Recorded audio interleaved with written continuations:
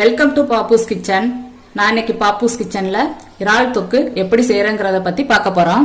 இந்த இறால் தொக்கு சாதம், ரசம் சாதம், இட்லி, தோசை, சப்பாத்தி எல்லாத்துக்குமே வச்சு சாப்பிட சூப்பரா இருக்கும்.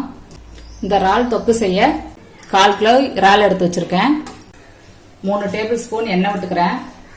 எண்ணெய் காஞ்ச உடனே 2 பட்டை, 2 ஏலக்காய், 2 கிராம்பு, 1/2 டீஸ்பூன் சோம்பு.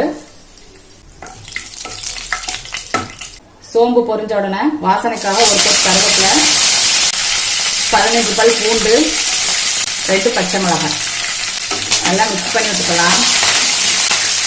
பூண்டு கொஞ்சம் லைட்டா வதங்கட்டும். இப்போ 2 பெரிய வெங்காயம் சேர்த்துக்கிறேன். பொடி பொடியா கட் பண்ணி வச்சிருக்கேன்.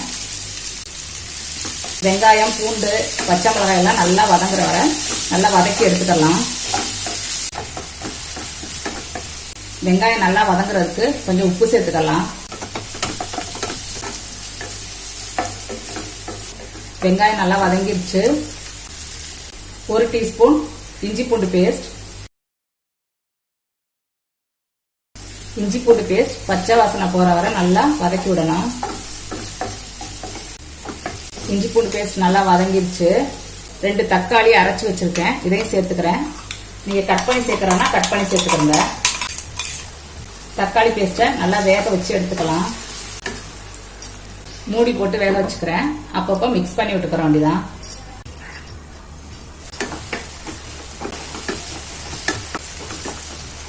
தக்காளி நல்லா வெந்துருச்சு.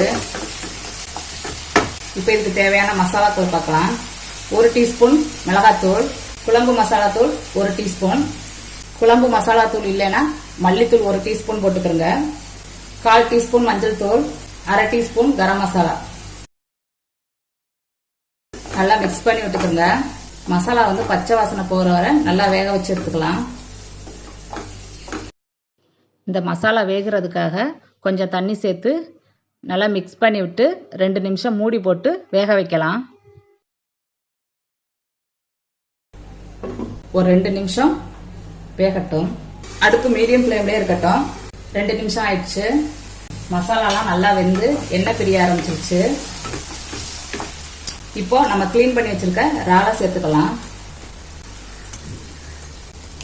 இறாலை வந்து நல்லா மிக்ஸ் பண்ணி விட்டுலாம் மசாலாவோட. இப்போ வந்து தண்ணி சேர்க்கணும்னு அவசியம் இல்லை. இறால்ல இருந்து வர்ற தண்ணியிலேயே இறால் நல்லா வெந்துடும். ஒரு 6 இருந்து 8 நிமிஷம் மூடி போட்டு வேக வைப்போம். இறால் வந்து ஓவரா வேகக்கூடாது. அப்படி வெந்துருச்சுன்னா அது வந்து ரொம்ப ஹார்டா இருக்கும். அதனால 8 நிமிஷத்துக்கு அப்புறம் நீங்களே எடுத்துருங்க.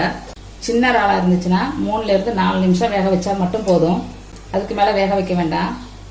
8 நிமிஷம் ஆச்சு. ஓபன் பண்ணலாம். இறால் எல்லாம் நல்லா வெந்துருச்சு. இறால் தொக்கு ரெடி. இப்போ நாம கொத்தமல்லி தழை தூவி இறக்கிடலாம்.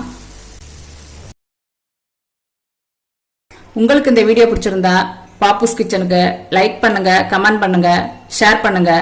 வீடியோ பார்க்குற எல்லாரும் மறந்துடாம சப்ஸ்கிரைப் பண்ணுங்க. Eat healthy, think better.